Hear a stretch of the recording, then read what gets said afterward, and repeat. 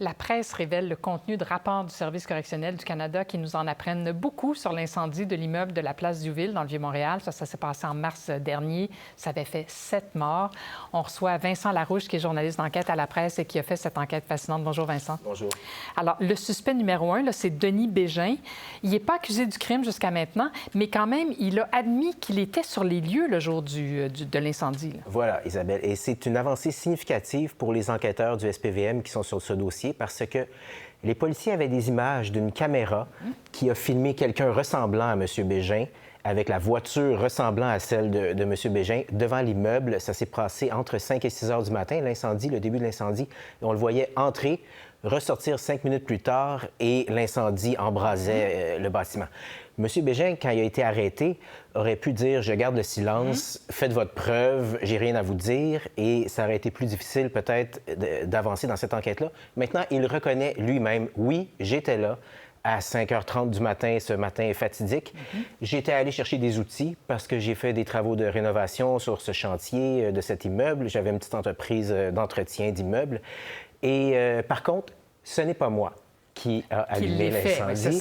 Il dit, j'ai vu quelqu'un qui a mis le feu dans ce bâtiment et j'ai même pris sa photo. Et si vous me donnez certains avantages, on pourrait négocier, faire une entente et je vous donnerai la photo qui est cachée en ce moment sur un instrument encrypté.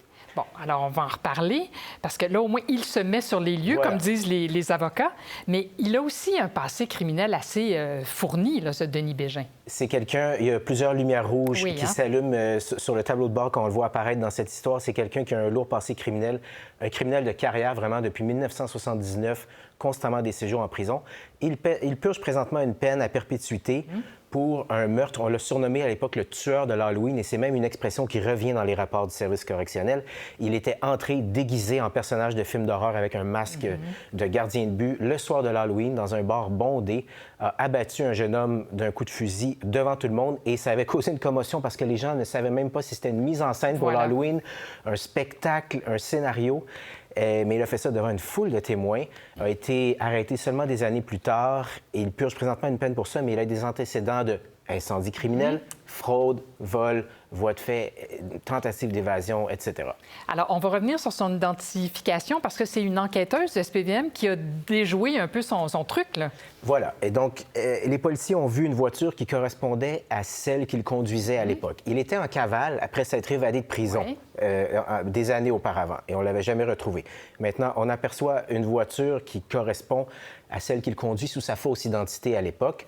Et les policiers qui ont vu ces images filmées le jour du feu font la tournée de tous les propriétaires de ce modèle de voiture dans la région de Montréal pour vérifier s'ils ont un alibi, s'ils ressemblent à la personne qu'on a vue.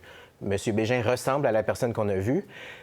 Il leur donne une fausse identité et qui est l'identité d'un itinérant bien connu des services policiers à Montréal. Et il y a une policière du poste de quartier 21 qui a une connaissance fine du milieu de l'itinérance, qui connaît son monde sur la rue. Elle dit, c'est pas lui. C'est pas lui. Il vous donne une fausse identité en ce moment. Alors, les policiers reviennent et lui disent, on va avoir besoin de prendre vos empreintes digitales, monsieur, s'il vous plaît. Et boum, on découvre, c'est un meurtrier en fuite qui s'est évadé du pénitencier il y a 4 ans.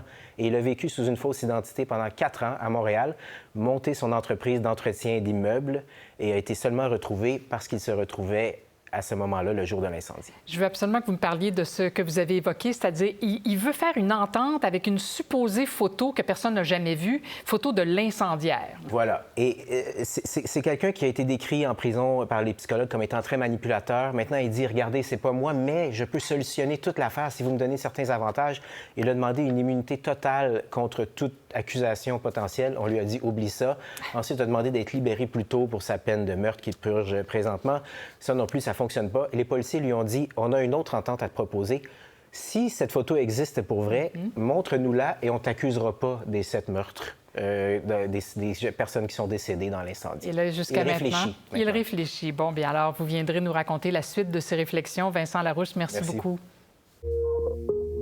Pour voir nos émissions en entier, rendez-vous sur la chaîne Ici RDI.